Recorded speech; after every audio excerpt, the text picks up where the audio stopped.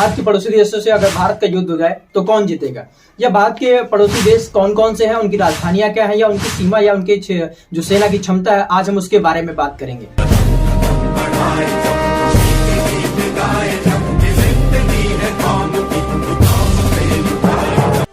जय हिंद दोस्तों। भारत के पड़ोसी देशों की संख्या 9 है, लेकिन हम सबसे पहले ये जानते हैं कि कितने देशों की संख्या हमारे समुद्री से और कितनी देशों की संख्या हमारी स्थलीय सेना से या देश से जुड़ी हुई है। तो सबसे पहले हम बात करेंगे कि 7 देशों की जो स्थलीय सीमा है वो हमारे देश से तथा 2 देशों की समुद्री सीमा हमारे देश से जुड़ी हुई है। अब हम ये जानने की कोशिश करते हैं, अगर भारत का युद्ध भारतीय सेना से या भारत देश से हो जाता है तो कौन जीतेगा या उसकी मिलिट्री पावर क्या है। सबसे पहले हम बात करेंगे भारत की जो एक्टिव सोल्जर्स की संख्या है वो लगभग 14,50,000 है। उसमें आर्मी की 12,37,000, एयरफोर्स की 1,70,000 और नेवी की लगभग 70,000 सेना सैनिक हैं। ये बात करेंगे कि जो भारत के पड़ोसी देश हैं उनकी सीमा कितनी किससे लगती है। तो उसके लिए सबसे पहले हम जिनकी सीमा सबसे अधिक लगती है, जिनका किलोमीटर सबसे अधिक है, उनके तरीके से हम सबसे पहले उनकी बात करेंगे, फिर धीरे धीरे घटते जाएंगे। तो सबसे पहले भारत की जो सीमा है सबसे ज्यादा बांग्लादेश से लगती है, जिसकी सीमा का क्षेत्रफल है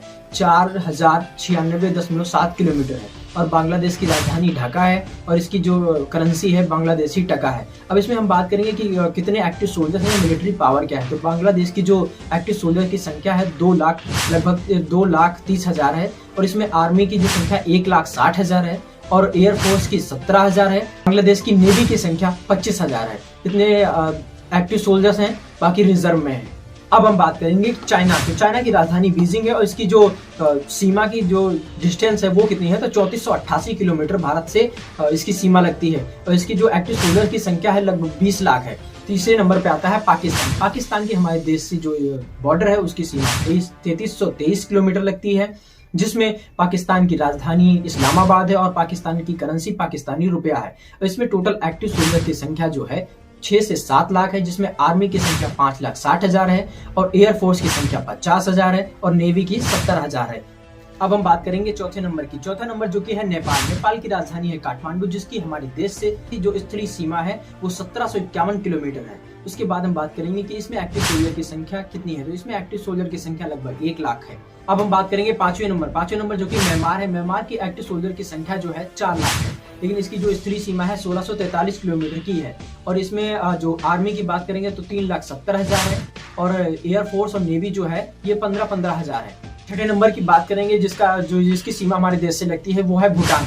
भूटान की जो सीमा है 699 किलोमीटर सिर्फ हमारे देश से लगती है, जिसमें एक्टिव सोल्जर की संख्या सिर्फ 8,000 है और इसके पास नेवी और एयरफोर्स नहीं है।